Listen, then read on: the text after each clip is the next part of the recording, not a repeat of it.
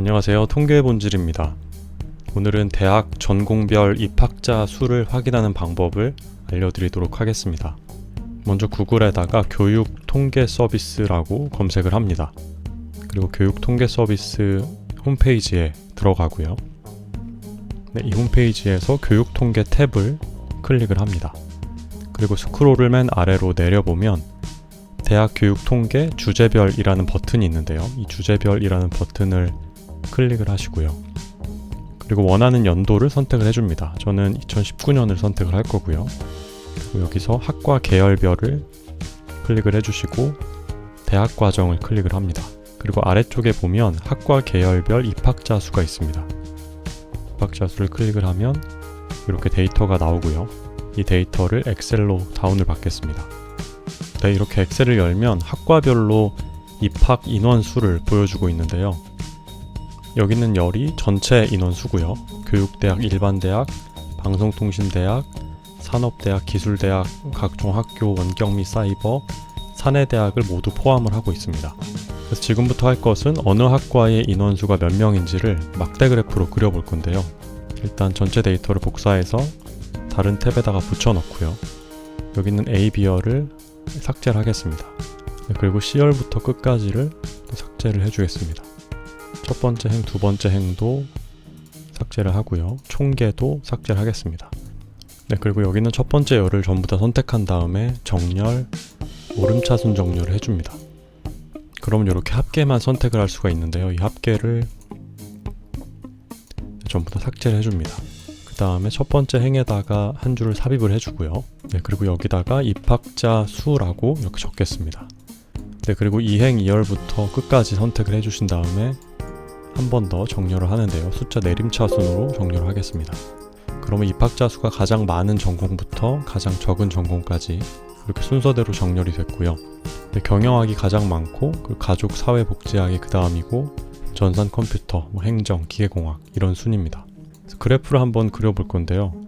여기 있는 두 번째 열을 전부 다 선택을 해주시고 삽입에 2차원 세로 막대형 그리고 묶은 세로 막대형을 선택을 해줍니다. 네, 그리고 이 그래프에서 우클릭을 하신 뒤에 데이터 선택을 들어가고요.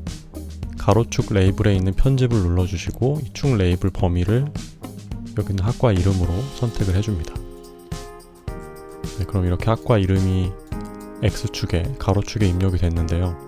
보시면 경영학 다음에 가족사회복지학인데 가족사회복지학이 잘려있죠. 행정학도 잘려있고 데이터가 너무 많기 때문에 이름이 다 나오지가 않는 상황입니다. 그래서 데이터를 좀 줄여줄게요.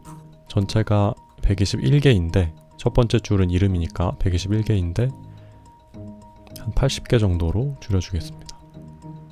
그리고 여기 있는 이름의 크기를 좀 줄여줄게요.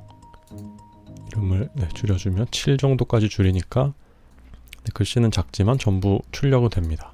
그래서 입학자 수가 가장 많은 탑 5 전공은 경영학, 가족사회복지학, 그리고 전산컴퓨터공학, 행정학, 기계공학 이런 순서였습니다. 통계학은 한번 몇 명인지 찾아보겠습니다. 통계학으로 검색을 해볼게요. 네, 통계학은 2100명 정도 입학을 하는 것을 알 수 있습니다.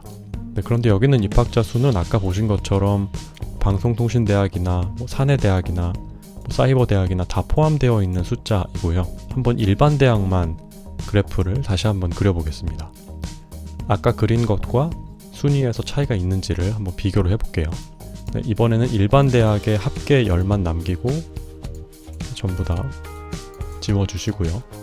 아까랑 마찬가지로 첫 번째, 두 번째 열도 지워주시고 그리고 여기 있는 다섯 번째 행까지도 학과 이름이 아니기 때문에 지워줍니다. 그리고 나서 첫 번째 열을 전부 선택한 뒤에 텍스트 오름차순 정렬을 한 다음에 이 합계들을 찾아서 다 지워주겠습니다. 그리고 나서 첫 번째 행을 하나 만들어주고 입학자 수라고 입력을 합니다. 그리고 입학자 수 열을 전부 선택한 뒤에 내림차순 정렬을 이렇게 하고요.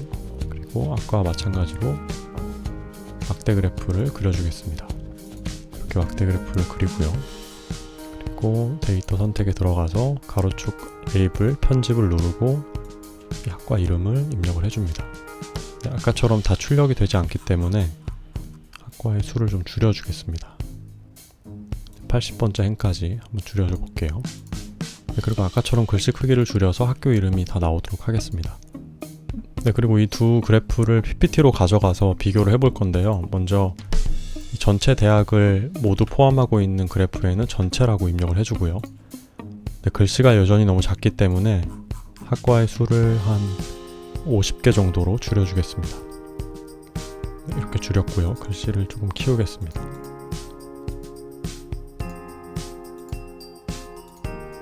네, 그리고 복사를 해서 PPT에다가 그림으로 붙여 넣어 주겠습니다.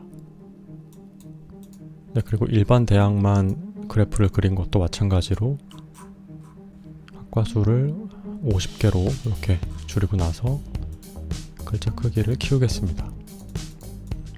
복사를 하고 그림으로 붙여 넣어 줄게요. 네, 그래서 둘을 한번 비교해 보면 경영학이 가장 많은 것은 동일합니다. 그런데 두 번째부터는 차이가 나죠. 일반 대학은 간호학이 두 번째로 많은데 사이버 대학이나 방송통신대학을 합하면 사회복지 컴퓨터 행정 기계공학이 간호학을 앞서 있는 것을 알 수가 있습니다. 그래서 이런 전공들은 사이버 대학이나 방송통신대학에서 전공으로 많이 선택한다는 것을 알 수가 있고요. 특히나 사회복지학과 같은 경우에는 일반 대학의 입학자 순위에 비해서 전체 대학이 월등하게 앞서 있죠. 2등으로 올라갑니다. 원래는 9번째로 많은 학과였는데 2번째로 많은 학과로 올라갑니다. 그래서 이 사회복지학과는 온라인이나 방송통신대학에서 많은 분들이 전공으로 선택하고 있다는 것을 알 수가 있습니다. 네, 오늘은 이렇게 대학 학과별로 입학자 수를 확인하는 방법을 알아봤습니다. 오늘의 영상은 여기서 마치겠습니다.